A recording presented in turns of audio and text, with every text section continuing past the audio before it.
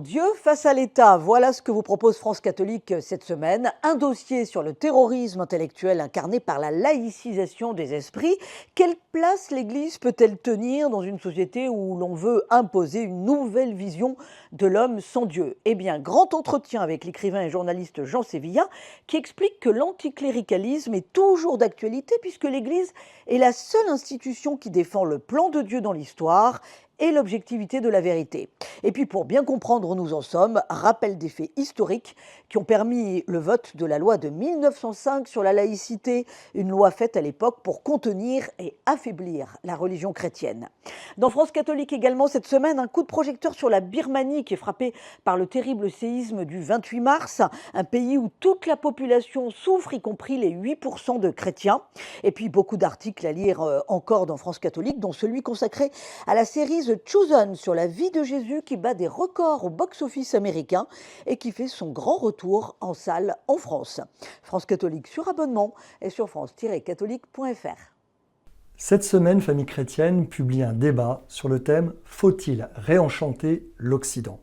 D'un côté, Rod Dreher, essayiste, américain, conservateur, auteur jadis d'un best-seller que vous avez sans doute lu, Le Paris bénédictin. De l'autre, Jean-Marie Salamito, professeur en Sorbonne, spécialiste de l'Antiquité et de Saint-Augustin. Rod Dreher affirme que l'Occident est en grand danger. Il est trop rationaliste, il est victime de sa logique comptable. Il faut absolument retrouver la foi des ancêtres et réenchanter l'Occident. Mais Jean-Marie Salamito lui répond « Attention, c'est justement le christianisme qui, pendant l'Antiquité, a désenchanté le monde, pour mettre à la place évidemment l'Esprit Saint. » Alors qui de Rod Dreher ou de Jean-Marie Salamito vous enchantera le plus? Eh bien, chers lecteurs, c'est à vous de nous le dire. Bonjour à tous. Cette semaine, l'hebdomadaire La Vie consacre son dossier à une question que vous vous êtes peut-être déjà posée. Comment accompagner nos parents quand ces derniers vieillissent et commencent à perdre en autonomie? Comment dire à ceux qui, toute notre vie, se sont occupés de nous que c'est maintenant à nous de les prendre en charge? Comment leur parler sans les blesser? Comment évoquer avec eux cette perte progressive d'autonomie et surtout les solutions qui sont à mettre en place? Alors que la France avance en âge, cette question est devenue centrale et face à une forme d'inertie des pouvoirs publics, c'est à chacun de nous de prendre ce problème à bras-le-corps. Au sommaire de La Vie également, cette semaine, une vaste enquête sur ces catholiques devenus protestants. Selon un sondage IFOP publié en janvier dernier, 25% des protestants ne seraient pas issus de familles protestantes. Une grande majorité d'entre eux seraient issus de familles catholiques. Alors pourquoi cette conversion? Nous sommes allés à la rencontre de ceux qui ont fait ce choix pour essayer de comprendre leur motivation profonde. Une enquête et un dossier à retrouver en kiosque sur notre site internet et sur notre application mobile. Bonne semaine à tous.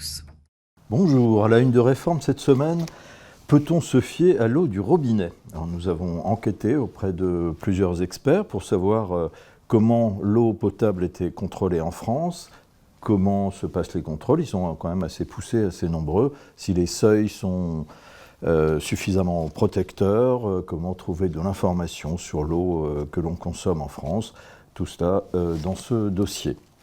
Mais l'autre grande affaire de la semaine, c'était la condamnation à l'inéligibilité de Marine Le Pen par le tribunal à Paris. Et nous revenons évidemment sur cette affaire. Antoine Nuis nous rappelle que dans la Bible déjà, on évoque ce genre de choses à travers de l'histoire du roi Achab et de Naboth dans le livre des rois, où on apprend que la justice s'applique à tous et en particulier au roi ou au futur roi, là c'était le roi en l'occurrence. Et puis le politologue Pascal Perrineau revient aussi sur ce jugement en nous expliquant que c'est en fait la manifestation d'un effort de moralisation de la vie politique qui est en cours depuis 20 ans et qui a quand même permis de mettre fin à des abus qui étaient extrêmement dommageables pour la démocratie, nous rappelle-t-il. Voilà, tous ces sujets et les rubriques habituelles sont à retrouver dans Réforme cette semaine ou sur réforme.net. Bonne semaine.